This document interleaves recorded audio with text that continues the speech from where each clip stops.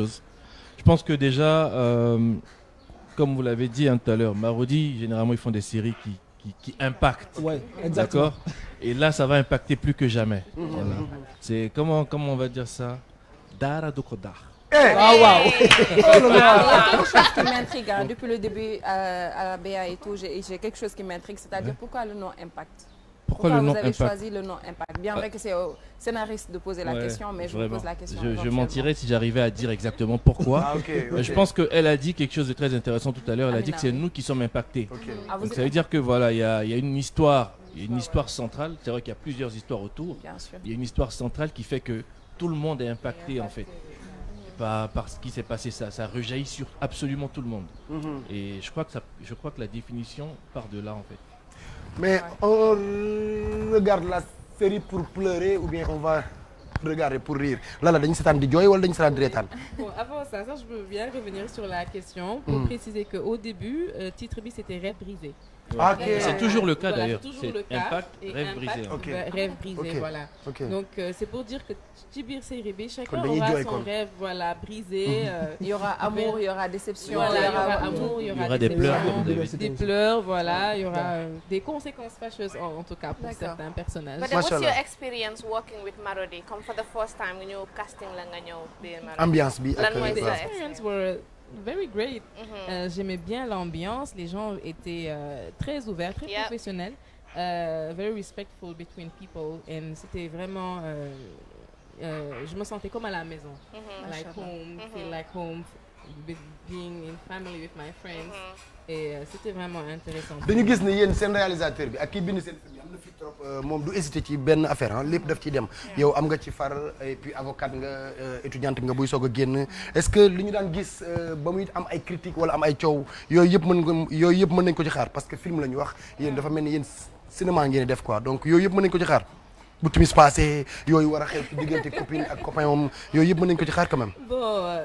Oui, peut-être, hein, mais je veux dire que c'est pas vraiment point central, focus Boubine, parce qu'il y a d'autres séries, UAM Identité Bobo, que vous verrez bientôt, Union Watsar justement, mais Impact de Femmes, une identité un peu différente. Donc on parle d'abord du problème du littoral, on parle du monde de l'entreprise, on voit une femme entrepreneur qui essaie de se battre pour Amda, moi Mélanie Gradel, on voit des étudiants, on voit des policiers, ce qui est assez rare, parce que je pense que c'est la première série fille bu ñuy traduire un peu ce que les policiers y vivent. Homme de tenue, il y a des émeutes, donc voilà les manifestations, donc c'est assez d'actualité.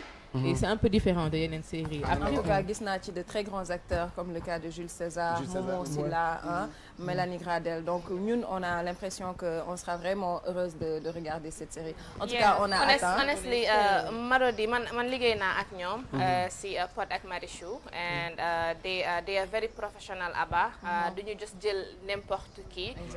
dañu am taste boo xamante ne they look for it pour indil ko ñi nga xam ne so man impact bi ni I believe ne impact yéen rek waaye ñun ñu koy seetaan sax dinañ ñëw. am na solo donc ñu ngi leen di xaar. Ouais, ce soir. Rendez-vous ce soir. Tey lay commencé donc inchallah. Allez Joe. Merci beaucoup. Bah, merci à vous, hein. C'était sympa et j'espère que vous allez être branchés devant la télé pour regarder ça. Bien sûr. Vous avez donné l'exemple. Mais moi j'ai reçu des informations de ci moom mi que c'est un très grand danseur donc nañu jàpp temps rek. Ah bon nañu jàpp temps rek xool ba xam moom. Ils vous ont pas dit la vérité. ah baax la xam nga ñu yóbbu. Viens danser.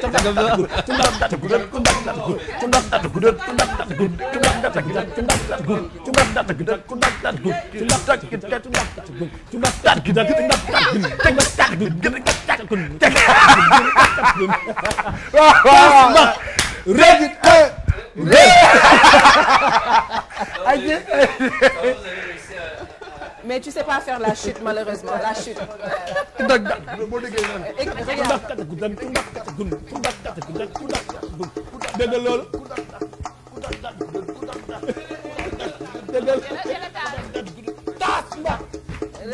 La chute. Vas-y.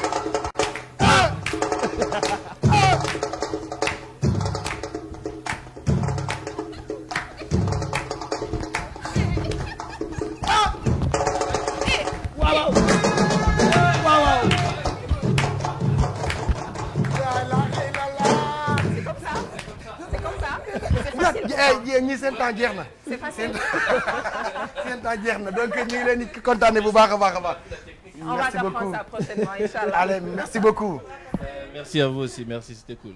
Merci Awa Gaye fan lañ jëm ci My Weekend. dañuy dem My Weekend dañuy dem seeti institute. Toi tu peux rentrer. yow tu reste c'est comme tu veux. dañuy dem seeti benn institute boo xamante ne it's called Beauty Cure si anglais mooy luy faj boo xamante ne lépp loo xamante ne dafa nekk sa yaram mu nottu ak yow soo demee foofu dañ koy noddanti Aba comme naka si weeri jigéen ñi la ñu nekk te ñu ne charity begins at home. yow si sa man tey sama bopp laa jël tey nekk My Weekend ma dem discover koona boo xamante ni képp koo xam ne jigéen nga góor nga am yaram nii rek am yaram am der war nga faa mën a dem Beauty Cure ñu dem seet seen services bu ñu dellu see rek ñu gën a yaatal. ayca kontaan nañu ci yéen de. nag dafa mel ni tabaarkàlla Awa Gaye fii sa kër la. sama kër bu bees tàq la ñu ñëw nag partenaire ak Télé Futurs Médias pour wane li nga xamante ni dañ koy def mu doon institut bu bees boo xamante ni ay jeunes sénégalaises rek lañ fa jël institut la boo xamante ni ay jigéen rek a fa nekk ay ndaw yoo xamante ni comme ni nga ko déggee Zeyna di ko wax dañu am seen diplôme ndaxte da nga gis fi yenn institut yoo xamante ni ñi fay nekk jànguñu li ñuy liggéey dañu dem rek am passion ba topp ko waaye ñii dañu diplôme they have their diplôme si li nga xamante ni moom la ñuy def Aba léegi li si gën a am importance mooy set bi fa nekk dañu set ba pare xale yi dee su dañ lay comme ni naan TLC dañ lay toppatoo nga dañ lay beggee quoi nengal dañ lay nengal exactly you feel like a princess you feel like a prince ba pare xale yi macha allah gis nga leen noonu fii la ñu nekk en face de la porte principale bu Ngor fii nii rek Almadi soo soriwul dara soo yeggee foofu rek soo tourné on your right rek ñoom ngay am mu nekk institute boo xamante ne I think all of you should go there Aba mun nga leen woo mun ngaa woo Natasha wala Zeyna wala Ndey Ami wala Fatou si 78 293 31 40 wala 33 860 61 91 dañuy ubbi mardi ba dimanche ba pare dañuy déplacé wu tamit pour def make-up yu rafet yi ni comme yi ñu ma defaral tey suba teel laa fa dem benn 1 heure de temps defaral nañoo sama kanam ak sama lépp ma daw ñëw sama liggéeyukaay dañuy teel a ubbi institut yi xam nga d'habitude dañuy toog ba naaj bi tàng ñoom dañuy teel a ubbi teel a ñëw xale yi dëkk nag ay mbaaw ak fu nekk ba Aba dañuy ñëw am jom ñëw liggéey def li nga xamante ne mooy seen liggéey kon gars yi the best place to be mooy Beauty Cure. dafa am lu ma ci neex rek parce que defe naa ne nit booy présenté sa yëf yow sa bopp da ngay présenté te tey ki ñu présenté yëpp bi nii man elle m'a trop donné envie d'aller la voir et donne envie xam naa à toutes les femmes d'aller les voir donc boobu ba tey nag ñun ñett ñi ñu ngi préparé suñu génn xam naa dañuy wax nag suñu benn ngoon dem tam ñu defal ñu ba ñu baax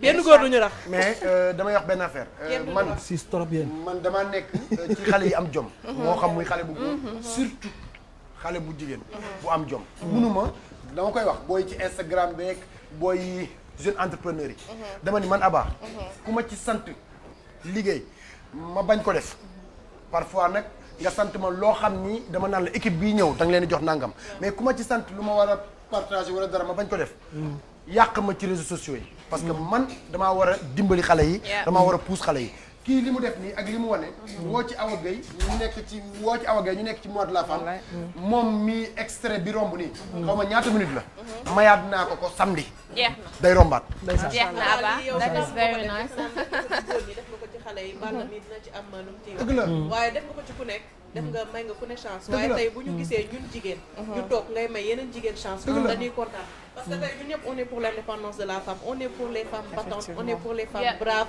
surtout ci suñu mois bi ñu nekk ñu ngi lancé waat message bi na jigéen ñëpp di xëy na jigéen ñëpp di liggéey loo ndaw loo sa budget tuuti mën na la jural lu ëpp li nga am ci kaw nga gëm ko donc gëm sa bopp rek moo fi nekk gëm sa bopp bi laay ñëw ndaxte Aba ki moom institut bi est-ce que xam nga góor la ñoom ñaar la ay frères la macha allah góor la ñu jël ko dénk ko jigéen ñi c'est bien macha allah ba pare nekkuñu fii ñu ngi extérieur ñu ngi France waaye lépp loo xamante ne ñu investir seen dëkk nekk ñu koy xoolal loolu mayaat naa leen samedi bi ci topp waaw xoolal li nekk France bi investir seen dëkk ay góor jox ay jigéen seen chance maye nga samedi bi maye bis topp maye naa samedi bi pour femmes yi nga xam ne ñoo ko géré samedi bi ci topp pour comme ñi dimbali femmes yi nekk.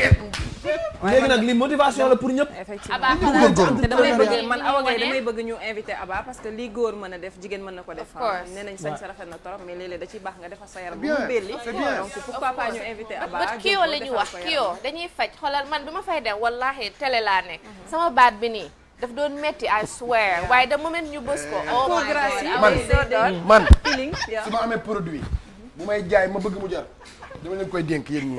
of course. mais yéen de waxuma sax institut waaye yéen di ngeen fi indi avion bu kuy jaay avion dina ko waaye yéen ñi ay.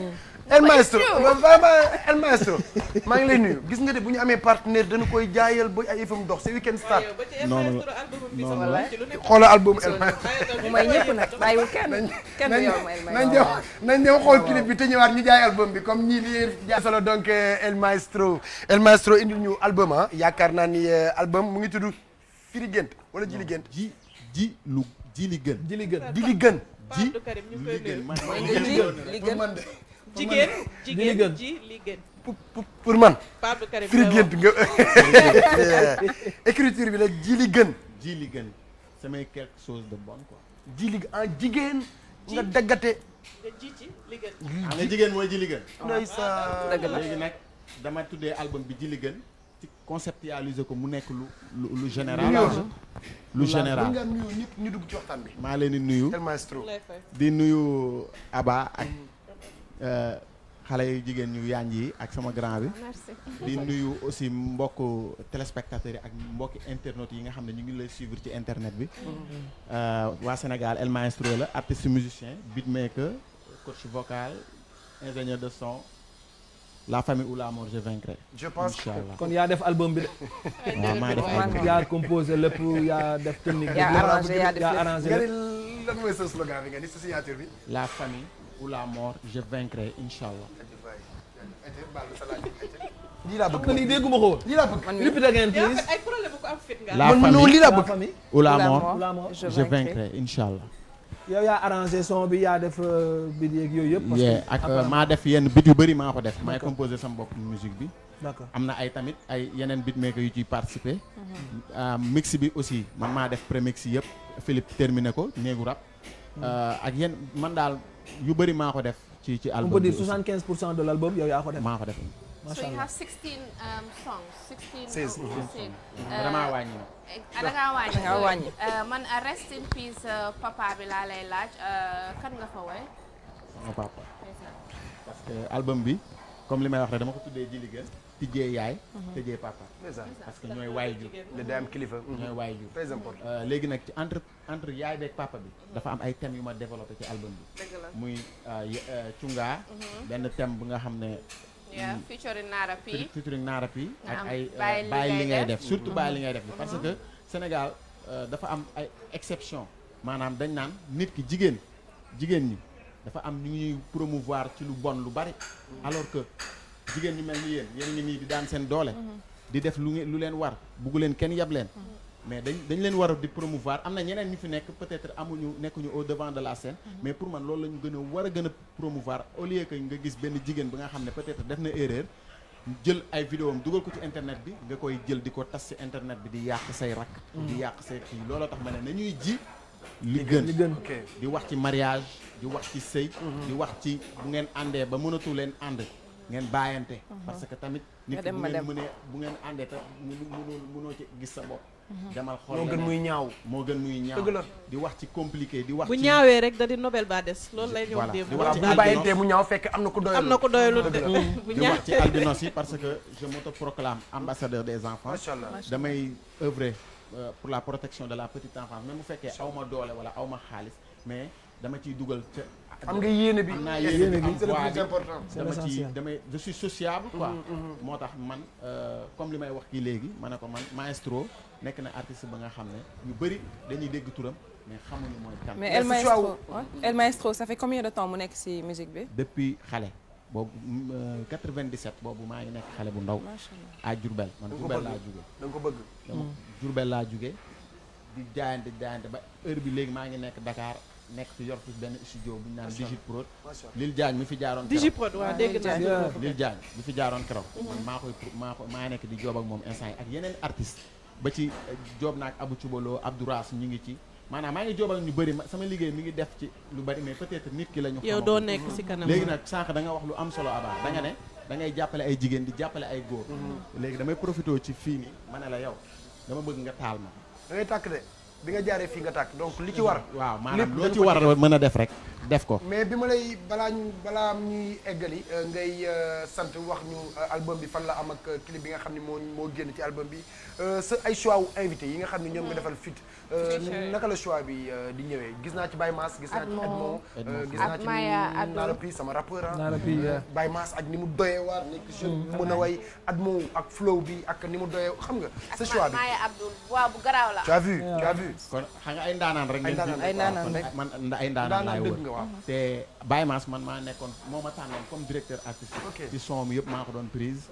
parce que néegu rab laa doon liggéey Maya Abdoul fa laa ko xamee mais nag Edmo sama xarit la Nara Pi sama xarit la mais tamit nekk sa xarit te amoo talent du ma def ak yow son donc dañu am talent moo tax ma ñëw def ak ñoom son pour gën a ñu jox am na ña nga xam ne boo defee ñoom son di nga am visibilité mais di nga gën a wane sa talent aussi ku nekk gagné ci léegi nag looloo tax ak ambiance studio parce que même waa Akatsuki sax boole naa leen ci album bi mooy ñi dernière wéradi c'est ça voilà am na booy yu ma si jël ñu bokk ci album bi mais ce clip bi aussi bi ma koy seetaan sànq maa ngi ciy gis une tête vraiment boo xamante ni mën nañu wax ni artiste la te artiste très connu artiste boo xam ne ñëpp kenn naa tabletu ko lan moo tax moom tam nga def choix wam si ce clip bi muy ABG quoi ABG dañu xamante woon Kaffrine mu déglu sama son bu ñu naan Kañanga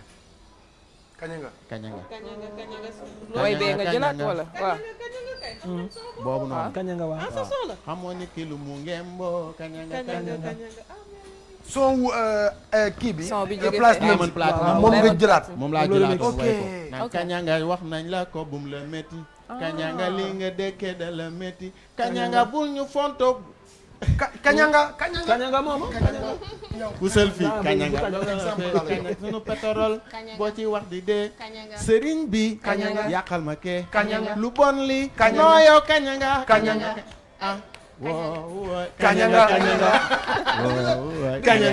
c'est cool donc album bi ku ko bëgg tey fan ngay dem vraiment ak album bi ñaata lay jar ak ñi nga bëgg sant ci album bi bëgg leen ci gërëm parce que album bu toll nii am na ñu ci jàpp quand même lu mënul ñàkk waaw parce que yombul ci contexte Covid bi nga génne albumu 16 titres ku am fit nga te balaa 16 titres bi génnee naa presque ay 7 clips 5 clips balaa album bi di génne muy wane ne man ci moment Covid bi dama doon produire lu bari léegi album bi ñi ngi ko Néegu Rab ñoo ko produire ma leen di saluer de passage mais aussi mi ngi nekk sur toutes les plateformes digitales fépp mi ngi fay jaay mi ngi YouTube aussi mi ngi Audiomack léegi nag man ñi may gërëm bu fi gërëm moom booy gërëm parfois da ngay juum pour ku ci déggul sa tur wala genre yooyu man moo tax parfois du may bëgg ci prononcé wu ci côté boobu am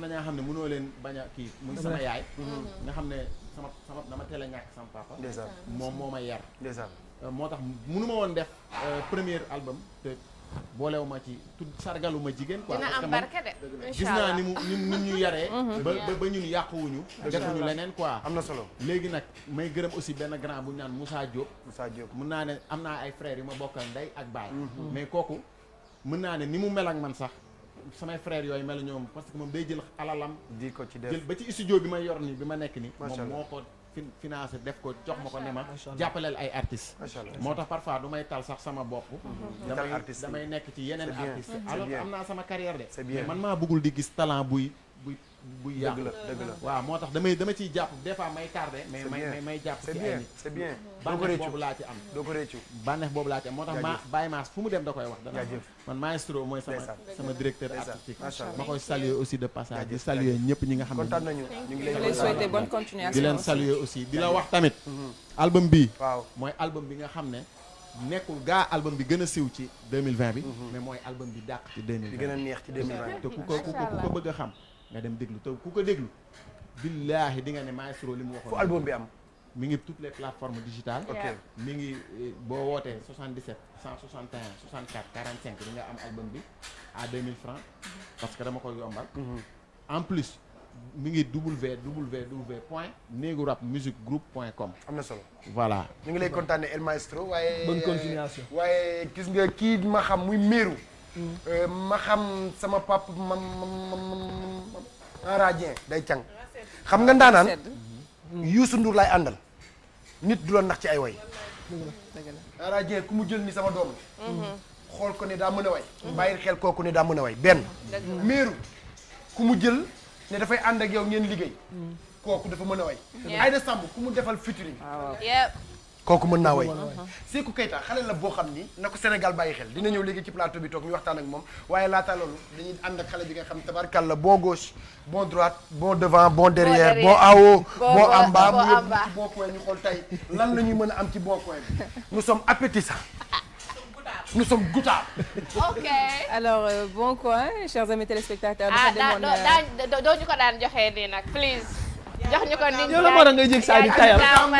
jum annoncé mu neex. waaw yaa ñu ko tàmbal. jum annoncé mu neex. you okay now? Yeah, good. ok alors bon coin mi ngi demoon.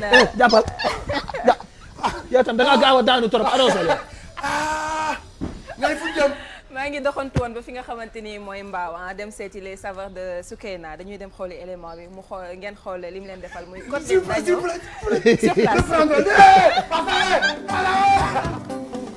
asalaamaaleykum man la Soukeyna traiteur tey nag damay ñëw pour présenter leen samay plat ma war leen préparer salade chinoise accompagnée avec des côtelettes am nañ fii nii fromage gruyère am nañ aussi selon chinois bi. dëbb nañ suñu nokkos am nañ aussi laurier en poudre am nañ aussi thym moo ñuy accompagner crevette chasse oignon vert beurre chinois kaani xeeñ salade kaani salade couleur soble dinaa soxla aussi vermicelle chinois bi.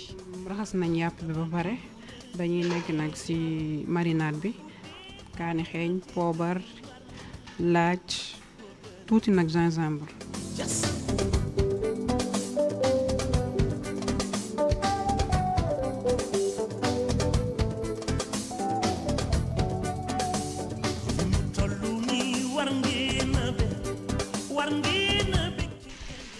léegi comme vermicelle bi tuuti laa soxla woon pour mu ndox bu tàng pour bëgguma mu ñor bu baax léegi li ma soxla woon am naa ko léegi ne dama koy assaisonner.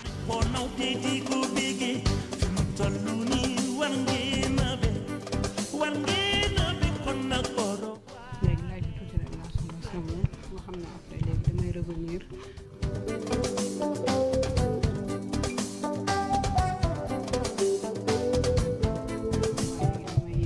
tuuti crevette bi xam nga crevette dafa xaw a sëcc léegi marinade bi am vinaigre citron poivre noonu dindi ko ba mu set.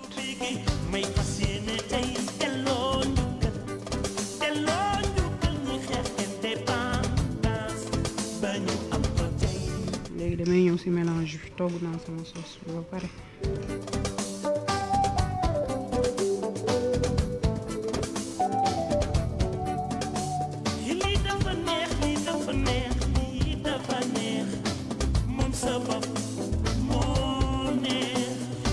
xam nga yàpp xar moom day gaaw a sey donc dama bëggoon tuuti mu xaw a doore tuuti li ma soxla après ma jël ko dugal ko ci four bi léegi su ma ko génnee nag ci four bi damay togg benn sauce boo xam ne day mel ni sauce béchamel mais dama koy accompagner wala ak fromage gruyère mu fond.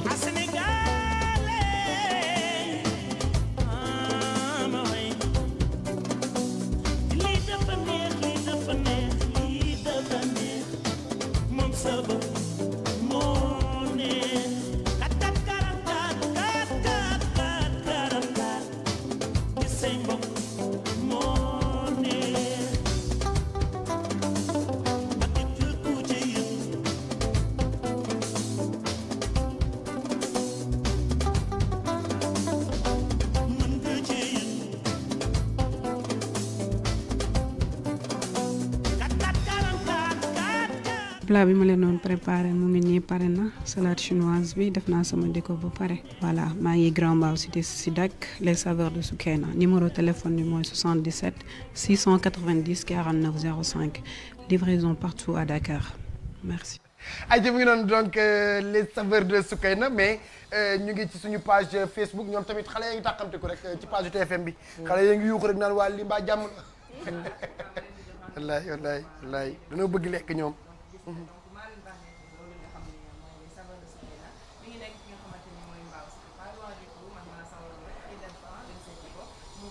benn plat boo xamante ni cocktail côtelette d'agneau la ñu defal ak li nga xamante ni mooy salade chinoise à base de vermicelle chinoise macha allah togg bi set na ba pare am na hygiène bu baax a baax donc moom tamit day yëngu ci li nga xamante ni mooy wàllum traiteur lépp lu ngeen soxla ci événement ci nombre de personnes yeeg whatever lépp lu ngeen mën ci soxla rek da ngeen koy joindre ci 77 690 49 05 ngeen joindre ki nga xamante ni mooy Soukeyna mu defal leen plat yu set a set ba pare elle est rapide.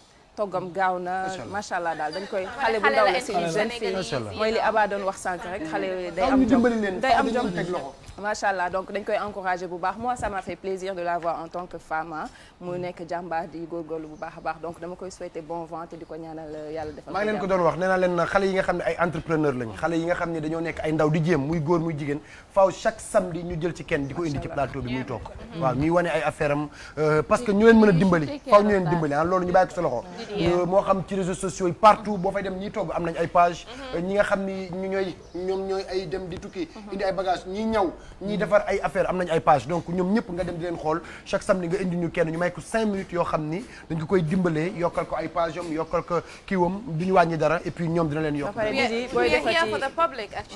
Didi booy defati sa grillade à la viande mën nga utiliser li nga xamante ni mooy sauce béchamel bi nga xamante ni da ngay jënd sa gloria def ci sa épice diw ko ci affaire bi ndànk rek ci mais man c'est une jeune fille mais jox na ma astuce boo xam ne daaw ma ko utiliser bàyyi tàqamti ko lan la yow dama daan def grillade bi rek mais elle m'a donné benn astuce boo xam ne en tant que jeune fille man je me suis dit merci quoi donc yéen aussi bu ngeen mënee utiliser sauce béchamel di ko def ci viande bi da koy gën a épicé c'est ko ñu tàqamti ko rek c'était magnifique toggoo seen kër taay non togguma tay toog yow kii da la bàyyi ko invité te man xaaraan dale wuyu ma yow kii bu nga nekkee foofu téléphone am baaxul da doon tàqamti ko xaaraan rek c'est que naana da doon tàqal donc Soukeyna ma koy jaajëfal bu baax a baax a baax nga nekkoon juste ci jigéen baax na waaw fi ci entrepreneur yi baax na waaw Didi loolu moom parce que réseaux sociaux yi xam nga yëngu na fan yi ci genre yooyu noonu réseaux sociaux yi yëngu na torop ci ku ci mel ni Monica Sagna mi ñu doon dégg defe naa ñun ñëpp gis nañ ko mu nekkoon international de judo représenté Sénégal fu nekk tey nag yëf judo bi amaana daf ko tegoon de côté nekk ci jaayum pëgg jaay bi parce que gisatu ci woon boppam torop donc bi mu ci nekkee ba manifestation yi am mu ñàkk ci lu bëri après voilà ñu defal ko interview da nga koy yërëm parce que c'est une battante koo xam ne elle est partie de rien jéem a def xeexal réewam image yi mu ngi fi sax donc li tax nag mu gën ma du kii GP bi la du moom ki nekk ak xale bu góor bi ki nekk ak Mamadou Diallo donc Mamadou Diallo dafa dem dimbali ko Mamadou Diallo mooy ancien joueur sénégalais ancien international dem nekkoon Amérique nii voilà donc moom dafa dem ba ci moom yóbbu ko enveloppe boo xamante ne amaana xeeb na ko mais da ko koo dimbalee pour moom mu recommencer li nga xamante ne mooy liggéeyam bi ba pare di ci woo ñëpp nag pour ñu gën ko dimbalee parce que comme ni ñuy wax rek ndaw la suñu morom la ba pare dafa nekk ci entrepreneuriat bu weesoo kooku tam am na beneen charretier boo xamante ne defe naa wax laat nañ si ñun ñëpp gis nañ ko moom tamit dafa jàng PC nekk ci chimie bi nekk ci yooyu yëpp dem ba étude supérieure am vraiment nekk xale mais yor charrette tam di ko dawal parce que encore une fois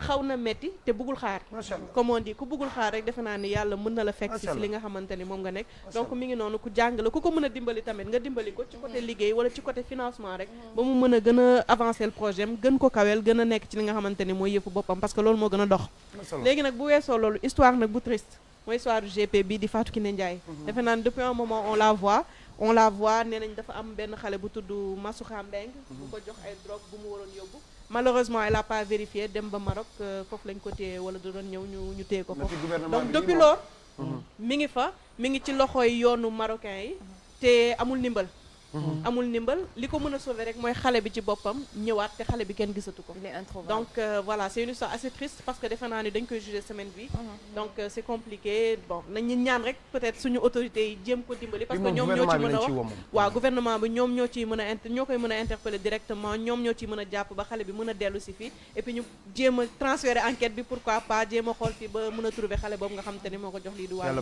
bi aba mais ñu ngi koy ñaanal mu bañ a yegg ci ay jugement il faut que ñuy bàyyi xel aussi ñi nekk à l'étranger des fois dañuy sonn trop day compliqué doomi réew mi nga xam ne ñi ngi bitim réew donc il faut que aussi ministère des affaires étrangères ñoom ñëpp ñu jàppale ñi nga xam ne ñi ngi bitim réew ñu jàppale leen parce que situation bi c'est un peu compliqué tey toute sa famille nekkuñu ci jàmm ak salaam kii ci famille yax bu rëy la bokk famille ñoo xamante ne tey marqué nañu seen époque biir Sénégal ci famille Doudou Ndiaye Coumba Rose la bokk ndax sëtam la donc ñoo dëkk am naa ci ay information yoo xamante ni mettit gi muy dund ak coono gi muy dund famille bi li ñuy daj pa bi di jaabante mère bi di jaabante ñëpp di ci wax te kenn jàppalewu leen donc dafa metti il faut que ñu bàyyi xel ñu nekk ci biti il faut que ñu waxaat ci parce que c'est un métier dafa am ñoo xamante ni dañ ci nekk mën ko yàgg ko di ko def du képp ku jóg rek di voyager rek yow GP nga parce que am na ñoo xamante ni dañuy voyager billet bi cher ñu bëgg a kii waale xaw a foraatu waale c'est bien beau xarmat la mais tamit mieux vaut daal mu nekk sa métier nga koy def su ko defee nga mën ko et puis nga maîtriser ko waaw ñu woo ci daal vraiment képp ku ci mën a jàpp rek nga baax képp ku ci mën a jàpp rek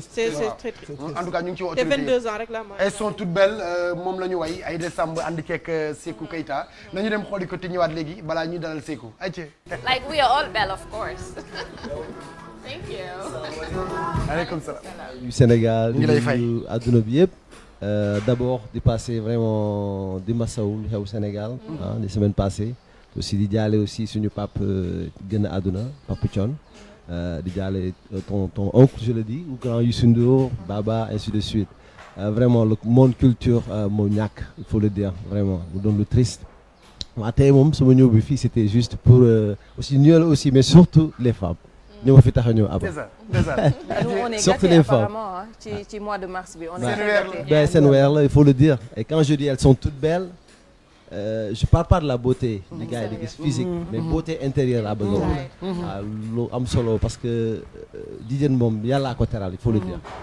en passant un moment ma doon composer morceau bi j'étais en confinement à Londres fa la basé wu donc mu méttoon trop ça se dit hein c'est anglais wolof la en tout cas lan moo waral ce choix ci Aïda Samb Aïda je l'ai beaucoup suivi te aussi dama jóge ci famille boo xam ne sama côté papa normalement j'ai pas droit à la musique parce que Keita laa sant Keita c'est le roi il faut le dire mais sama côté yaay laa jël les griots tout ça et Aïda Gawlo et sa voix est très spéciale te Aïda waaw très spéciale te neex a liggéey la am na solo waaw trop on a beaucoup bossé yóbbu naa ko Casamance on a fait quoi 2 semaines ensemble tourné clip bi yëpp foofu lañ ko def ak Maawo vraiment ku mën lu muy def la te ku mën déglu j'ai produit l'album et lu mu après le single mais vraiment elle est super. am na solo waaw déjà le clip rek clip bi day wane c'est ça clip bi day wane déjà ñun verdure bu rafet bi fi nekk naturel bi fi nekk mais day wane aussi beneen aspect mooy li ñu doon wax léegi ci entrepreneuriat wu jigéen ñi wane nañ jigéen ci biir atelier wu tailleur wane nañu jigéen ci chantier wane nañ jigéen ci facette yu bari donc tey ni ngeen ko scénariser c'était pour expliquer leneen lu bokkul ci way bi wala. Oui, c'était contexte bi loolu la c'était variété femmes au foyer, femmes bureau tout mais petit handicap il faut le penser parce que comme on passe la beauté intérieure lañ wax donc c'était pas trouver des modèles tu vois la beauté tout ça mais dañ doon wër leneen mooy avec Mao on a beaucoup bossé là-dessus donc loolu ngay gis ne verdure bi moom beneen affaire la Casamance. waaw ci verdure boobu sax lay resté parce que mi ngi jaayale Sénégal en mine de rien c'était où fan ngeen defee. Casamance c'était vers les villages Fanda ak Cap Skirring à Ziguinchor aussi. c'est magnifique c'est magnifique. merci am na solo donc dafa am loo xam ni Awa Gaye daf koo xalaat léegi ne ma loolu mënul ñàkk ci plateau bi loolu il faut que mu am léegi dañu koy defar surprise Jibi ana Jibi Dramé Jibi kaay toog nii donc na Jibi ñëw toog nii bu ko defee ki nga xam ne mooy Sékou Keita wax ak Jibi ñu waxtaan fii du yomb Keita ak Dramé ñu waxtaan ayca kaay toog nii Jibi ñu ngi lay nuyu ñu ngi lay ziar bu baax Jibi ñu ngi lay ziar kaay toog nii kaay toog nii Jibi joxal ma ko sa micro waaw mi ngi lay baal ma jox ko sa micro Jibi kontom mandi kakangol asalaamaaleykum aleykum salaam Aba maa ngi leen nuyu ñu ngi lay fay di nuyu samay sister di nuyu sama doomu ndey di nuyu Nare ma xamante nga Lawali Ganda moo bari ka ndax dama toog léegi ne Sékou Keita ñooy buur Mandé Simbo Modi ñoom ay artistes lañu mais nag xare su amee nag ñooy jiitu nag ñu nekk seen ginnaaw ay juddu lañu Keita am na solo am na solo moom dafa indi elles sont toutes belles yow nga indi man sa ding mooy doomu buur ñu xool ku ñëwaat te fi ñu toll nii comme temps bi daf ñoo xoj lool dañu lay bàyyi nga waxal ñu ci clip bu bees la nga def ko ak kooku nga xam ni mooy Maman Chérie. waaw Abba balaa ma ñax si clip bi damay ne maa ngi nuyu Sénégal yëpp. di masaw ndax lu ñu dal fan yi mooy suñu papa Thione yàlla ko li yërëm xare ko àjjana di jàll waa Sénégal yëpp di wax nag Sénégal benn bopp la kenn mu ko xar ñaar. En fait lu xew-xew yi nekk fii c'est normal ma wax ci dara. parce que je suis nag surtout un Sénégalais. comme tout le monde. lu muy wax rek le Sénégal benn bopp la kenn mu ko xar ñaar. Sénégal su bëggee rek woykat yi bëgg. animateurs yi bëgg. journalistes yi bëgg. dëgg la kon nag nañu booloo nekk benn suñu Sénégal ñu fay suñ ko mu doon benn. Abba di wax nag clip bi Mansandim bi soo gisee ñu ne géew neex na wala garmi ngi nii di ñëw. tabaarikàlla macha allah su juddu la dañuy fonk lu ñu doon Abba je suis fier être griot du Mandé. waaye dëgg la. doon ko nag du ko consommer. 100% nga fonk ma si nga ñàkk maa fonk man fonk naa sama si loolu. kon nag Mansadé mooy buur la nit ku lu mu moom war a jox ko. soo gisee tey problème am te tabaarikàlla macha allah. si adduna bi tey nit ku loo moom nga ko joxul. dëgg la mais loo ko jox rek Abba lu mu moom jox ko rek. dëgg la yàlla ko defal jox ko. kon nag moo taxit ma woy Mansadem bi jégalee ko tabaarikalla madame Babacar Diop di ami Samake ko bur sama ni Babour sama woy bi nag ndeysaan Mali bu ma jógee léegi nii dañu ma ne Djiby Dramé ñi ne dañoo jaaxle. si Mandé parce que yow fu ngi jëlee ak fu ngi koy wëree ci ñëpp ko bëgg. ñu ñëpp koy consommé. ndeysaan kon nag Mansadem mu mun nag am mu jox ma lu rëy. ndax waxuma sax clip bi mais wax bi ak parole bi. am na solo macha allah am na solo. donc yow tey sa rubrique dañ koy bàyyi ci suuf. xam naa ne ñun kenn du ci tàggoo. waaye balaa émission bi jeex faaw ngeen may ñu. yéen ñaar benn affaire balaa loolu da ñuy wax clip bi kan moo ko def ak lan mooy projet yi. En fait projet bi déjà pour commencer. Par la grâce de Dieu, j'ai fait 9 albums international, dont les 7 ont été les numéro 1 World Music Chart avec iTunes. Et collaboré avec Omar Sosa, des musiciens talentueux, mais cette fois-ci, projet B, c'est l'Afrique. Donc, je vais faire un album pan-africain. Donc, je vais commencer avec Aïda déjà pour faire un single. Amno Union, tourisme, des musiciens sénégalais, africains, voilà. On avance là-dessus. Moi, projet pour le moment. macha allah am na solo en tout cas daal on sait jamais waaj bi moom loolu da doy waar loolu dina yéeme c'est intéressant parce que lu muy wax ni Mansadé c'est comme le morceau il a chanté pour les Keita Mansadé je suis ndeysaan am na solo en tout cas daal en tout cas fii yaa ngi sa kër Papa Mara Dieng suñu papa la donc tey jii vraiment di ko remercier loo indi rek ñu ngi lay ubbil suñu ay buntu yëpp quoi vraiment yow tamit Djiby li album lay waajal wala clip bu bees la boo xam ni tabarkalla yaag Maman Chérie moom ñun miis nañu leen moom yéen a ñu bëgg a rey xam nga soo xoolee confinement bi nelawuñu ba léegi nelawuñu sax mais nag Abba nañ ñaan yàlla lii ubbeeku nag wallaahi ubbi nan ñu ubbi nan ñu waaw suñu ubbee nag dañu ubbi grand théâtre lépp ubbi dëgg la ay Djiby Dramé biir grand théâtre nuyu du basin la la réew mi yëpp namm waaye léegi grand théâtre ubbil waaye waaw léegi fi ñu toll mooy li may wax xam naa duñ tàggoo léegi lii tëj émission bi suñu yaay Adja Bessène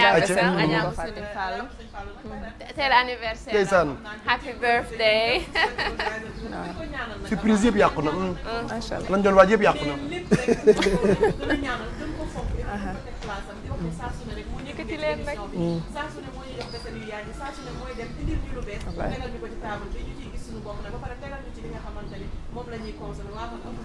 wala ba nga doon wax. ñëwaatal ci joyeux anniversaire ba ngay commencé waatee. numéro 77 732 723 32 mu ngoog comme Adja mu Serigne Fallou moom dootul gan ñëpp xam nañ moom mooy kan ak lan lay def di ko wish rek happy birthday di ko ne papa nee na mi ngi lay wish happy birthday. ayca da ngay jox Sékou beneen micro bi moom ak ki nga xam ne mooy Djiby ñu way bañ tàgguñu xam naa ñu way bañ tàgguñu ñu duñ tàggoo tey li la ñuy tëjee ala yake jomake ala yake anafa jomake kuobe Karabaile alabaro jonto baila alalaki jumake mumaki anafa alalake kuobe karabaile alabaro jonto baila yes simbo marene la woli simbo namu jujuba kabala simoni jata ben narena narema gamandenga dinianga elebora latala kalabi boma kalabi dogoma tumina waliya jujuba kabala simoni jata ben narena aba nine ya masarenye